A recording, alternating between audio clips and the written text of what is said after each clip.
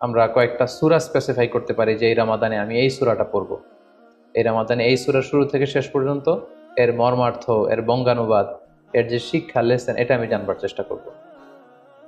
সম্মানিত দিনী ভাই এবং বোনেরা, কোরআন হচ্ছে এমন একটি কিতাব, যারাই এই কোরআনের সাথে সম্পর্ক জুড়ে দিয়েছে, যারাই এই কোরআনকে হৃদয়ে ধারণ করেছে, তারাই সম্মানিত হয়েছে। একটু খেয়াল করে দেখুন, সাইয়েদনা জিবরিল আলাইহিস সালাম উনি কোরআন নিয়ে আসমান থেকে পৃথিবীতে নেমেছিলেন। কোরআনকে নিয়ে আসার কারণে উনি হয়েছেন শ্রেষ্ঠ ফেরেশতা। আল্লাহ রাসূল সাল্লাল্লাহু আলাইহি ওয়াসাল্লামের উপর কোরআন নাজিল হয়েছিল, তাই তিনি হয়েছেন শ্রেষ্ঠ রাসূল।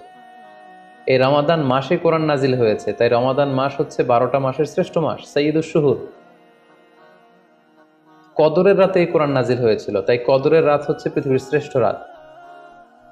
আমরা উম্মতে মুহাম্মাদি, আমাদের উপর কোরআন নাজিল হয়েছে, তাই আমরা হয়েছি খায়রু উম্মাহ, শ্রেষ্ঠ জাতি। আমাদের মধ্য থেকেও যারা কোরআনের সাথে অ্যাটাচমেন্টকে বাড়াবে, কোরআনকে যারা ধারণ করবে, তারা হবে পৃথিবীর শ্রেষ্ঠতম মানুষ। তাই আসুন কোরআন উদযাপনের এই মাসে আমরা যেন বেশি বেশি কোরআনের সাথে সম্পর্ককে নতুন করে আবার নবায়ন করি। 4 নাম্বার যেই ব্যাপারটি আমি প্ল্যানে বা পরিকল্পনায় রাখার চেষ্টা করব, সেটা হচ্ছে খুব বেশি খাবার দাবার বা কেনাকাটা এগুলোর ব্যাপারে আমাদেরকে একটু সাবধান থাকতে হবে। আমরা অনেকে মনে করে থেকে রমাদান মানেই মুখরোচক ইফতারি, ইফতার পার্টিতে জয়েন করা, উদরপূর্তি করে সাহারি খাওয়া, শপিং করা এবং কেনাকাটায় ব্যস্ত থাকা। আসলে ব্যাপারটি এমন নয়, কারণ আমরা জানতে পেরেছি যে এটা হচ্ছে বরকতের মাস, এটা অফারের মাস। নফল ইবাদতে ফরজের সমান সওয়াব, ফরজ করলে 700 গুণ সওয়াব, নফল উমরা করলে হজের সমান সওয়াব। সো এটা হচ্ছে মৌসুমুল ইবাদা, ইবাদতের মৌসুম। সো আমাদের যদি শপিং করা লাগে, আমাদের যদি কোনো প্রোগ্রামে অংশগ্রহণ করা লাগে, সেটা যেন আমাদের ফোকাস না হয়। কেনাকাটা, শপিং করা, এটা যেন আমাদের ফোকাস না হয়। ভুরি ভোজ করা, আমাদের বাসায় মা বোনরা যারা আছে তাদেরকে হরেক রকম আইটেমের বায়না ধরে সারাদিন তাদেরকে ব্যস্ত রাখা, ইবাদত থেকে তাদেরকে দূরে রাখা, এই কালচারগুলো থেকে আমাদেরকে দূরে থাকতে হবে। আমরা যখন রমাদান কেন্দ্রিক প্ল্যান করতে বসবো, আমরা যেন এটা ভাবি যে এই রমজানে একটু একটু করে আমি নিজেকে পরিবর্তন করতে চাই।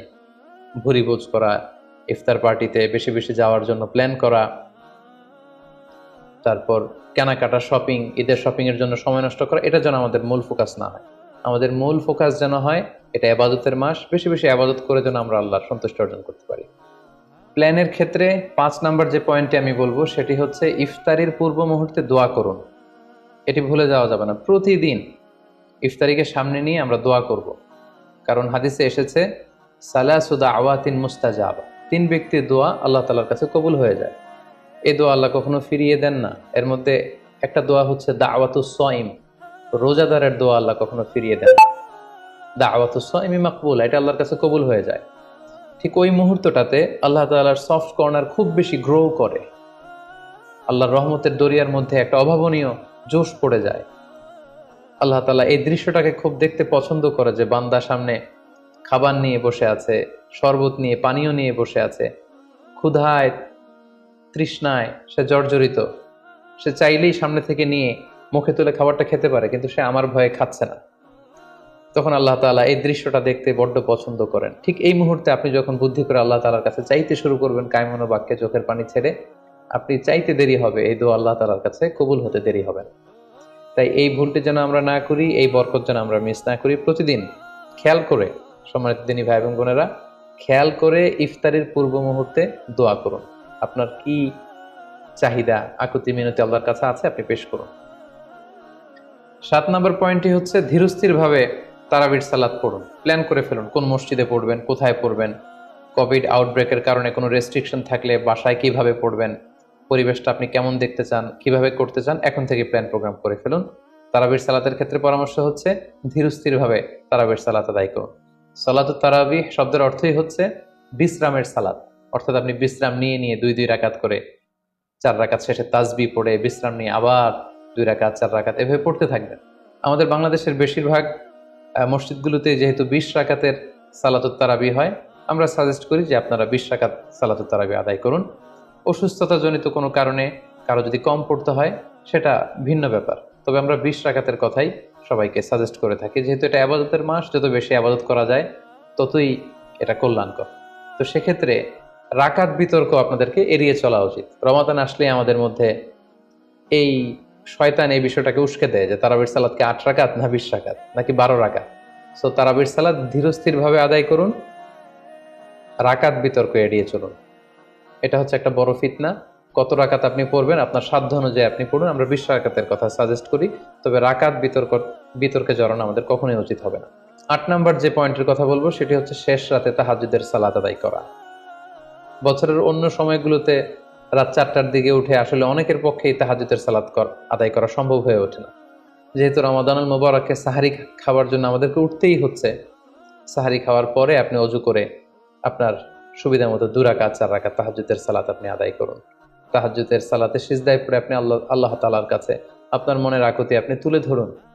এই মুহূর্তটাতে, তাহাজ্জুদের এই সময়টাতে আল্লাহ তাআলা প্রথম আকাশে মনোনিবেশ করে তিনি ডাকতে থাকেন, কার কি লাগবে, কার খাবারের দরকার আমার কাছে চাও, আমি খাবারের ব্যবস্থা করে দেব। কার রিজিকের দরকার, রিজিকের ব্যবস্থা করে দেব। কার সফলতা দরকার, আমি আল্লাহ তাআলা সফলতা দেওয়ার মালিক, আমি সফলতার ব্যবস্থা করে দেব। যে মুহূর্তটুকুতে বা যে সময়ে আল্লাহ তাআলা আমাদেরকে দেওয়ার জন্য তিনি আমাদেরকে ডাকছেন, আমাদেরকে দেওয়ার জন্য তিনি বসে আছেন, প্রস্তুত, আহ্বান করছেন, কিন্তু আমরা সে আহ্বানে সাড়া দিচ্ছি না। তাই রমাদানুল মুবারকে তাহাজ্জুদের সালাতের অভ্যাস করার একটা সুবর্ণ সুযোগ কিন্তু আমাদের আসছে। যেহেতু সাহারি খেতে আমরা উঠবই, উঠে আমরা তাহাজ্জুদের সালাত আদায় করে নেব। 9 নম্বর যে পয়েন্টটি উল্লেখ করতে চাই সেটি হচ্ছে সোশ্যাল মিডিয়ার নিয়ন্ত্রিত ব্যবহার বা পরিমিত ব্যবহার। যত কম ব্যবহার করা যায়, ফেসবুক, ইউটিউব, অনলাইনে যত আপনি কম সময় দিতে পারবেন, আপনার প্রোডাক্টিভিটি তত বাড়তে থাকবে। জরুরি প্রয়োজনে যে সমস্ত কাজ একেবারে করাই লাগে, যেগুলোকে অ্যাভয়েড করা মোটেও সম্ভব না, সেগুলো আপনি করতে পারেন। তবে আমাদের সাজেশন হচ্ছে ফেসবুকিং, টুইটারিং এবং ইউটিউবিং, এই সমস্ত কাজে, সোশ্যাল মিডিয়ার কাজে যত কম আপনি এই রমাদানুল মুবারকে সময় ব্যয় করতে পারবেন, সময়টা ঠিক ততই আপনার প্রোডাক্টিভ ওয়েতে কাজে লাগবে ইনশাআল্লাহ। 10 নম্বর পয়েন্ট এবং সর্বশেষ পয়েন্ট হচ্ছে রমাদানুল মুবারকের মূল আকর্ষণ হচ্ছে রমাদানুল মুবারকের শেষ দশকে, অর্থাৎ রমাদানের কদরের রাতগুলো হচ্ছে লাস্ট 10 days অফ রমাদানে।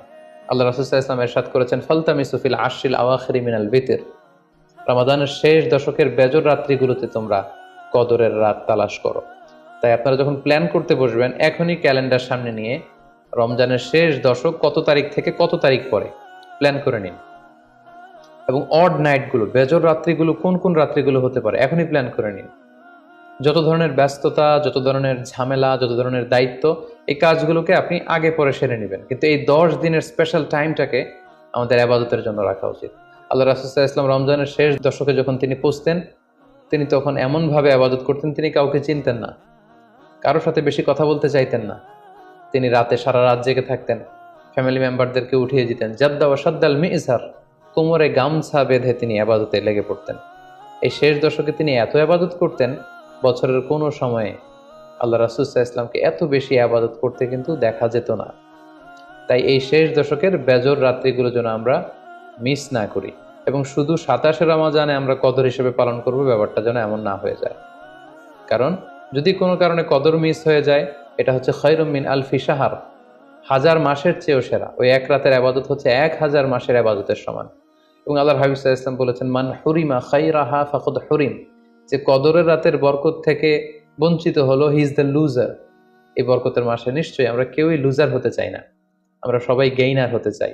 সো আমরা যদি গেইনার হতে চাই, রমাদানের সর্বোচ্চ বরকতটুকু যদি আমরা হাসিল করতে চাই, লাস্ট 10 days অফ রমাদান, রমজানের শেষ দশকের বেজর রাত্রিগুলো যেন আমরা খুবই আন্তরিকতার সাথে সিনসিয়ারলি ইবাদত করে কদরের বরকত হাসিল করবার চেষ্টা করি। সম্মানিত দিনী ভাই এবং বোনেরা, রমাদান আসতে আর মাত্র 2 দিন বাকি। সংক্ষিপ্ত পরিসরে রমাদান কেন্দ্রিক আমাদের প্ল্যান কেমন হওয়া উচিত এবং সেই প্ল্যান বা পরিকল্পনাতে কোন কোন বিষয়গুলো আমাদের খেয়াল রাখা উচিত, এই বিষয়ে সংক্ষিপ্ত পরিসরে আমি আলোচনা করলাম। আশা করি এগুলো যদি আমরা খেয়াল রাখি, তাহলে খুব ফ্রুটফুল এবং প্রোডাক্টিভ ওয়েতে আমরা আমাদের রমাদানকে কাটাতে পারবো। আমরা গত বছর আমাদের অনেক প্রিয়জনদের সাথে একসাথে রমাদান কাটিয়েছি, তাদের অনেকে কিন্তু এবছর আমাদের সাথে নেই। এবং কোভিড আউটব্রেকের এই যে সেকেন্ড ওয়েভ, থার্ড ওয়েভ যেভাবে শুরু হয়েছে, আমরা আমাদের অনেক প্রিয়জনদেরকে হারিয়েছি। আমরা এই রমাদান কারা পুরো রমাদান পাবো আমরা জানি না, আবার আগামী বছরের রমাদান পর্যন্ত আমরা বেঁচে থাকবো কিনা সেটাও আমরা জানি না। সো এই রমাদান হতে পারে আমাদের জীবনের শেষ Ramadan. We should consider this Ramadan the last and final chance in our life.